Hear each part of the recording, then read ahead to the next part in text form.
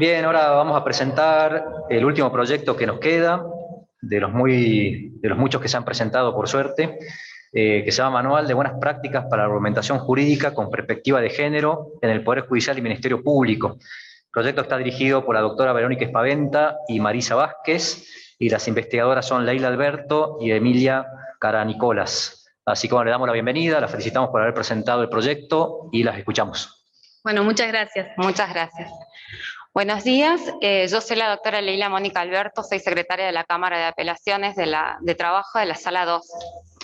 Bueno, con este trabajo que denominamos Manual de Buenas Prácticas para la Argumentación Jurídica con Perspectiva de Género en el Poder Judicial y Ministerio Público, de alguna manera intentamos colaborar con la magistratura, el funcionariado y cualquier operador u operadora jurídica para que al momento de fallar, emitir un dictamen o efectuar cualquier presentación en este ámbito, utilicen nuestro lenguaje, que es muy rico y tiene diferentes técnicas, la cual ya la licenciada Emilia las va a explicar, para poder utilizar un lenguaje inclusivo, que sea no sexista obviamente y no androcéntrico, sin necesidad de recurrir a la X, a la arroba o a la E, que por ahí eso puede prestar bastante confusión y no compartíamos esto de incorporarlo en este ámbito jurídico, ¿no? Entonces queremos utilizar este lenguaje nuestro que es bastante enriquecedor. De esta forma, de alguna forma intentamos que el lenguaje, teniendo en cuenta que es el instrumento para hacer visible lo invisible o lo que no se ve pese a que sea real, elaborar este manual de buenas prácticas.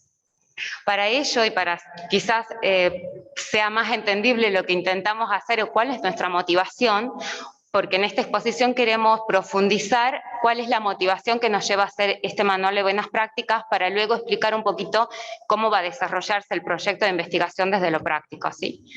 Esta española es una profesora de lengua, de literatura, y nos comenta una anécdota súper clara con respecto al lenguaje sexista y no androcéntrico. En esta nos plantea que hay una escuela, hay niños y niñas, y hay una niña que está acostumbrada a decir niña cállese, niña siéntese, niña salga. Pero, por ejemplo, cuando la docente dice los niños que ya terminaron, vayan al recreo, ella se queda sentada.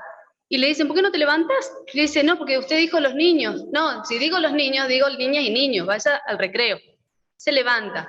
Al rato dice, los niños que quieran jugar al fútbol, levanten la mano. Y ella levanta la mano y le dice, no, los niños. Entonces, desde muy chiquitas, las mujeres estamos acostumbradas a tratar con un súper sentido de ubicarnos, que cuando se dice los niños o los hombres, también estamos incluidas nosotras, que somos niñas o mujeres, ¿sí? Esta es una pequeña anécdota que es un disparador para la investigación que nosotros estamos realizando acá. En la parte final de este español, esta profesora en letras, que aparte era muy didacta y graciosa, que justamente nos pareció importante, es que ella dice, bueno, por ejemplo, los ciudadanos, se pregunta, los ciudadanos, ¿no es cierto?, de nuestra provincia de Salta, y dice, ¿estamos incluidas? Porque distinto sería decir la ciudadanía de Salta. O por ejemplo, bueno, aquel médico o aquel dermatólogo que yo quiero saber, bueno, ¿es varón? ¿Es mujer?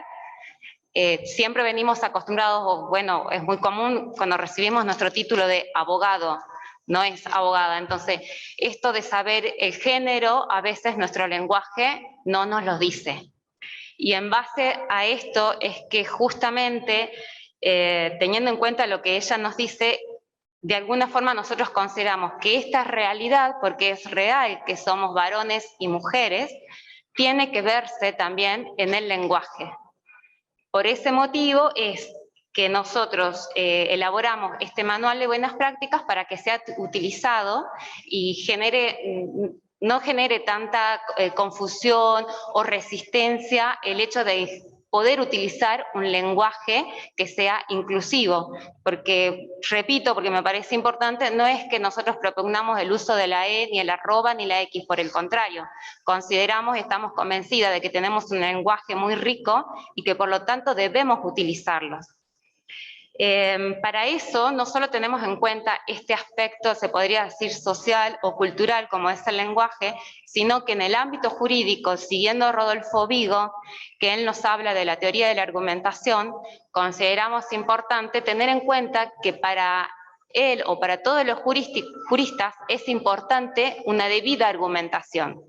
Y él nos enseña, vamos a seguir avanzando, que dentro de las estructuras de las sentencias judiciales tenemos planos o problemas.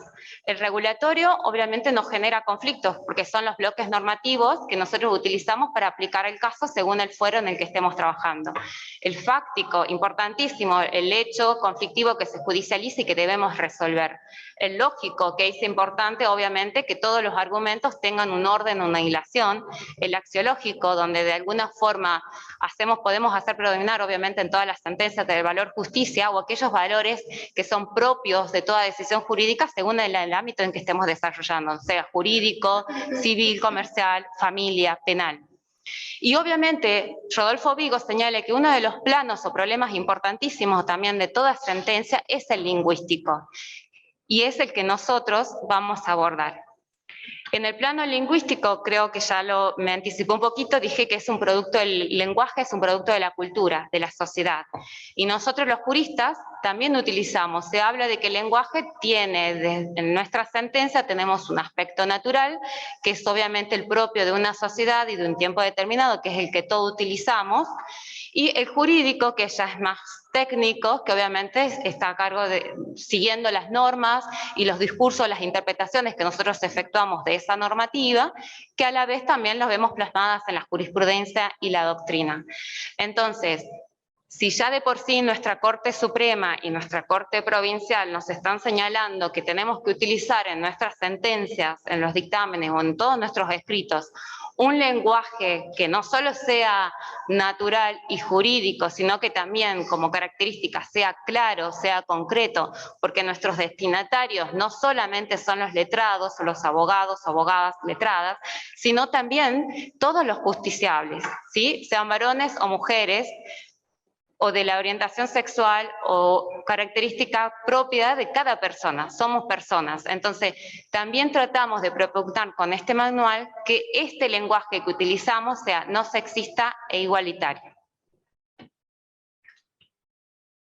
Bien, bueno, en base a eso tenemos que plantear que el Estado argentino va a asumir ciertos compromisos internacionales desde el momento en que va a suscribir a ciertos tratados internacionales, como por ejemplo la CEDAW, los principios de Yogyakarta, la Declaración y Plataforma de Acción de Beijing, que plantean justamente promover acciones y tomar medidas desde los Estados para contrarrestar los prejuicios sexistas, los estereotipos de género y aquellas, digamos, elaboraciones socioculturales con las que nos manejamos nosotros y que privilegian algún sexo o algún género por sobre el otro, ¿sí?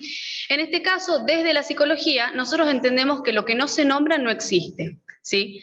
Y planteamos que el lenguaje en sí mismo no es ni femenino ni masculino, el lenguaje no es a priori sexista, sino que el uso que nosotros le damos a ese lenguaje marca cierta tendencia hacia un sexismo justamente lingüístico. En digamos, el lenguaje conlleva poder, porque a través del lenguaje nosotros podemos dictaminar, decir, poner o preponderar ciertos elementos y otras cosas ocultarlas.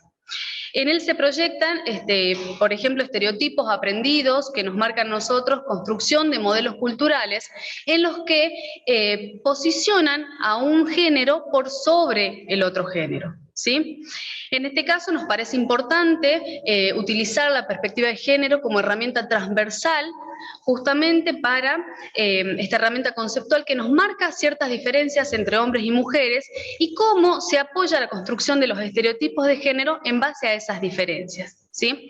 En este caso nos parece importante estas dos palabras que están puestas en el Power, que es sexismo y androcentrismo, que son dos palabras que coexisten y que una no podría existir sin la otra, en donde cuando nosotros hablamos de sexismo, hablamos de que hay está presente, digamos, un privilegio y una preponderancia de un sexo por encima del otro, en este caso se habla de la supremacía de lo masculino, y el androcentrismo, donde se le concede un privilegio a la mirada masculina, a la mirada del hombre, por sobre otras miradas, y se la toma como norma y como universal de lo humano. ¿Sí? En este caso, entonces, nosotros decimos que el tipo de lenguaje que nosotros utilizamos no es un lenguaje inocente.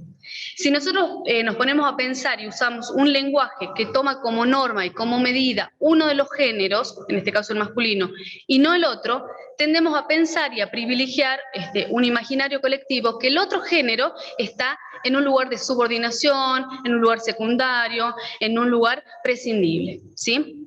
Por ejemplo, en esta imagen que nosotros tenemos, nosotros si usamos el género gramatical masculino, vamos a ver que es un género que se utiliza o que tiene dos vertientes. Por un lado, el específico, nosotros hablamos de género masculino cuando nos referimos a hombres, y por el otro lado, el universal. Nosotros hablamos de humanidad, de hombre, y asociamos humanidad.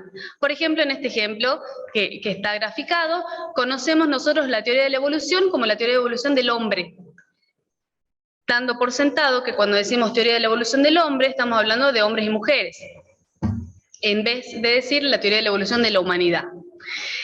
Cuando nosotros aplicamos el género gramatical femenino, únicamente lo asociamos con mujeres. Por ejemplo, si nosotros decimos las argentinas somos iguales ante la ley, estamos presumiendo que nos hablan a las mujeres. Si nosotros decimos los argentinos somos iguales ante la ley, estamos presumiendo que hablamos de argentinas y argentinos, ¿sí?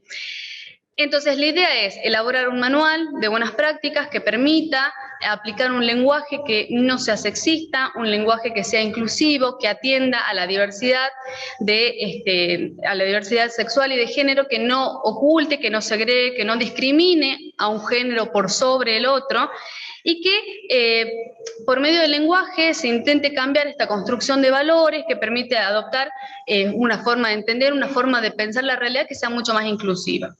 ¿Por qué? Porque nosotros también, a partir de esta investigación, nos estamos planteando en una dicotomía binaria de hombre y mujer, pero a partir de la ley de identidad de género, de la ley de cupo trans, de las leyes que se están movilizando a nivel social, estamos atendiendo a que hay otras identidades sexuales que también tienen que estar contempladas.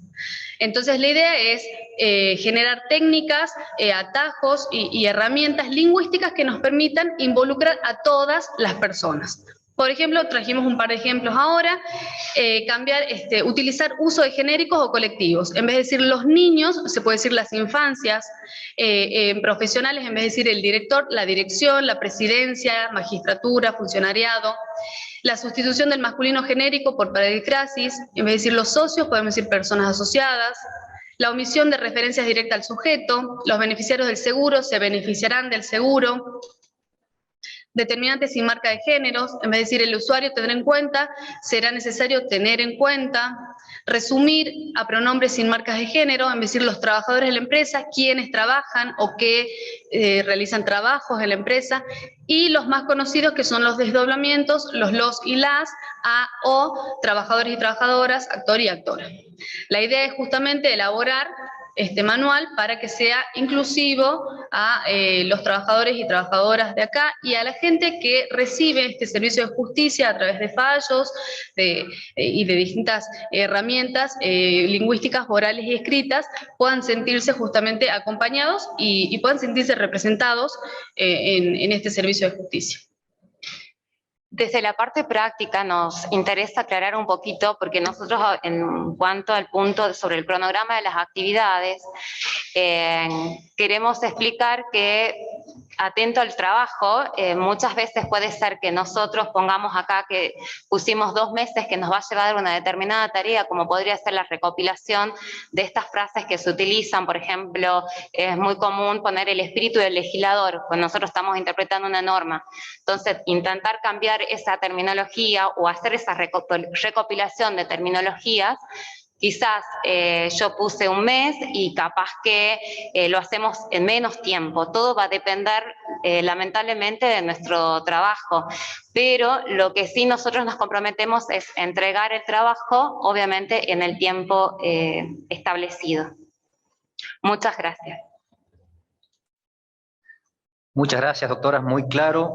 La idea nuestra es escuchar el proyecto, más o menos las líneas generales, y hacer si es que nos surge alguna sugerencia, que obviamente puede ser o no tomada, son simples sugerencias. A mí me parece que el proyecto está muy bueno, muy concreto. Es obviamente, o busca obviamente un insumo concreto para mejorar la práctica del Poder Judicial, que es una práctica en estos aspectos que usted está marcando inadecuada, que está claramente fundamentada por ustedes, y que además podría tener, como también yo creo que tiene, una contradicción con la normativa del bloque de constitucionalidad, con lo que viene recomendando la Corte Interamericana y demás, los comités de las convenciones de violencia de género y demás, con lo cual es perfectamente o encuadra perfectamente en lo que busca el instituto, que es mejorar mediante investigaciones prácticas, normas y estructuras del Poder Judicial, así que lo celebro completamente. Tiene como objetivo generar un producto concreto que es un manual de buenas prácticas, lo cual está muy bueno porque está bien delimitado y marca ya de entrada la transferencia al medio, digamos, que va a producir la investigación, que además yo lo veo potencialmente, y esto también parece una gran cosa, no solamente como algo que puede repercutir positivamente en el Poder Judicial, sino, por ejemplo, en otros poderes como el legislativo, el ejecutivo, al momento, por ejemplo, de diseñar una norma, también utilizar este tipo de lenguaje inclusivo que ustedes van a investigar y proponer. Y además tiene un objeto bien delimitado, que también es muy importante en las investigaciones, que es trabajar sobre el lenguaje, más que nada, ¿no? Sobre el lenguaje inclusivo que delimita mucho la investigación y nos muestra que es viable llevar la investigación en el plazo que ustedes se han propuesto, lo cual es todo muy, muy correcto y muy preciso en una investigación. Yo como sugerencias de lo que escuché en exposición solamente haría dos. Una tal vez analítica, porque ustedes en el título ya han hablado algo de teoría de la argumentación jurídica, pero me parece, es una idea mía, obviamente puede estar errado, que el trabajo va mucho más por lo que sería teoría o filosofía del lenguaje, más que por argumentación jurídica. Y ahí, obviamente, ustedes algo dijeron, trabajar con los filósofos del lenguaje, el giro que se ha dado en la filosofía, justamente el giro lingüístico con Wittgenstein, y después el giro hermenéutico con los hermeneutas como Heidegger y demás. Y ahí estaría el núcleo, yo creo, de la fundamentación de por qué un lenguaje inclusivo, porque en el lenguaje, para el giro hermenéutico, no es solamente una forma de hablar o comunicarnos, sino que es una forma de construir el mundo, ¿no es cierto? Que eso sería lo que dice el giro lingüístico. Entonces yo lo encajaría más ahí. Y después, obviamente, que sí tiene impacto en muchos otros aspectos del lenguaje, pero eso ya sería una consecuencia o un efecto posterior de la investigación. ¿Impacta la argumentación? Sí, porque la argumentación parte de un lenguaje, como supuesto. Si uno dice, bueno, tiene que partir de un lenguaje, pero no cualquier lenguaje, sino un lenguaje inclusivo, ya es distinto, digamos, es una argumentación.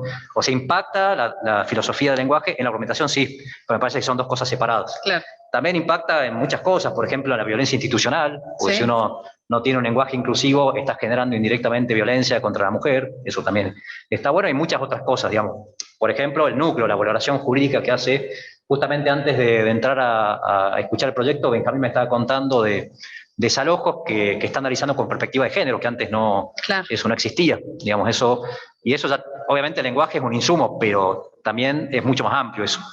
Entonces, bueno, como hacer bien esa división analítica de qué es específicamente el núcleo del trabajo. Me parece que es, por lo que yo escucho, filosofía del lenguaje, más que otra cosa.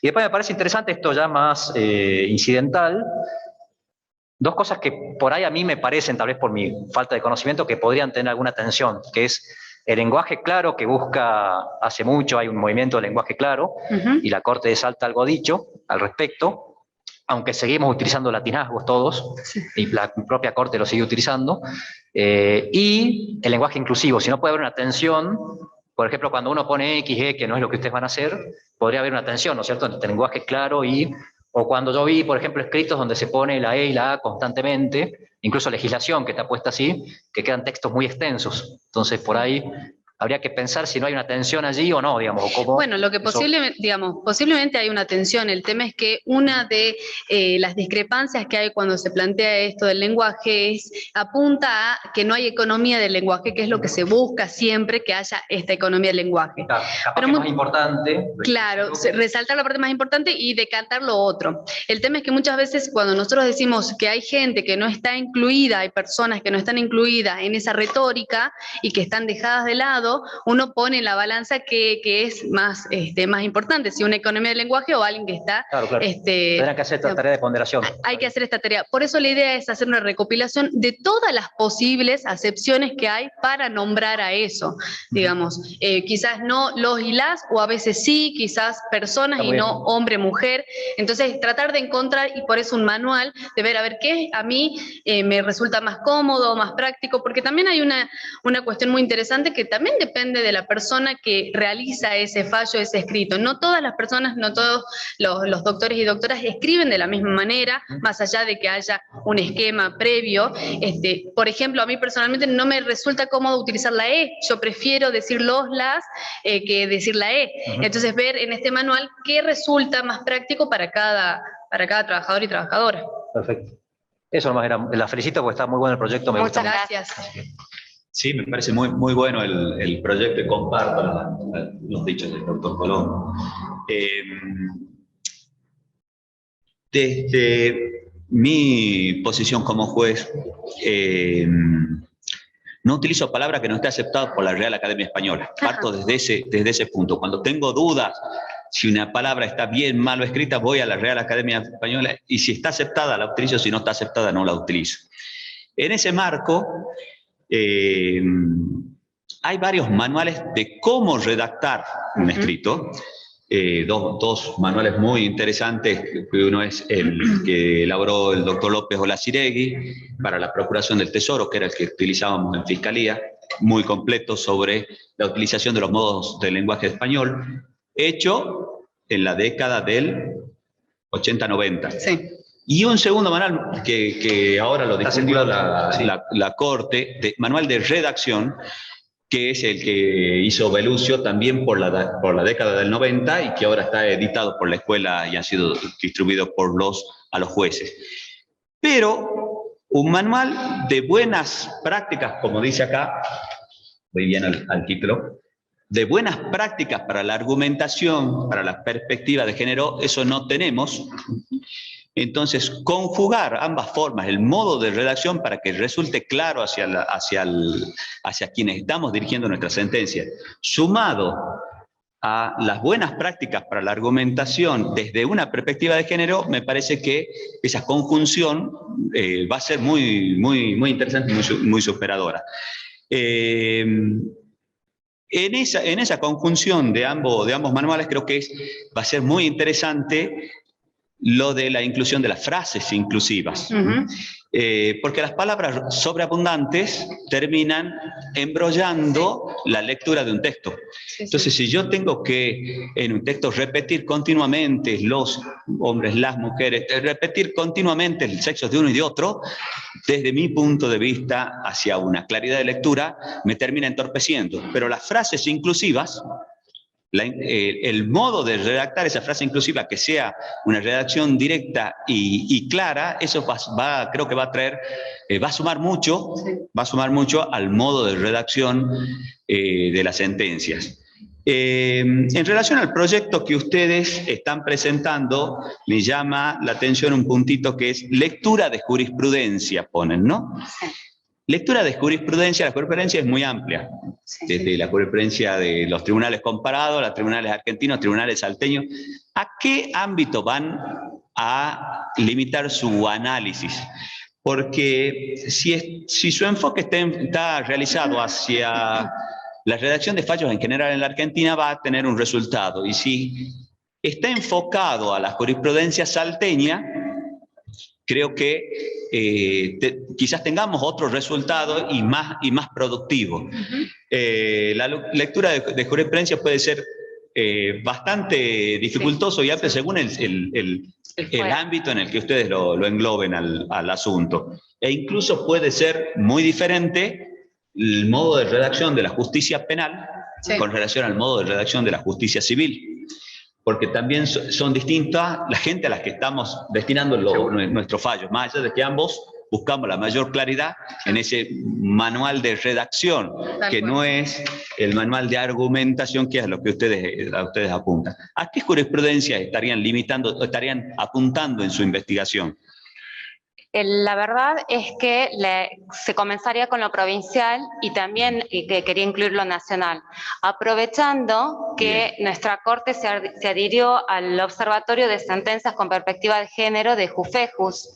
Sí. Así que cuento poder contactarme justamente con este observatorio donde están recopilando todo tipo de sentencias con perspectiva de género, porque por más que se esté fallando con perspectiva de género en los diferentes ámbitos, el lenguaje no está aún con perspectiva de género. Por ejemplo, que yo trabajo en la Cámara Laboral, me hago mi autocrítica, ¿no? Sí. A veces estoy trabajando y digo, sí, porque los derechos del trabajador. Y después digo, los derechos del trabajador, y hemos sacado muchísimas sentencias hablando sobre los derechos del trabajador, o el indubio pro operario, ante la duda a favor del trabajador, o el principio pro homine. ¿Por qué no decir mejor, en vez de ante la duda a favor o en pro homine, o hablar de la humanidad, como decía Emilia, o hablar de los trabajadores y trabajadoras?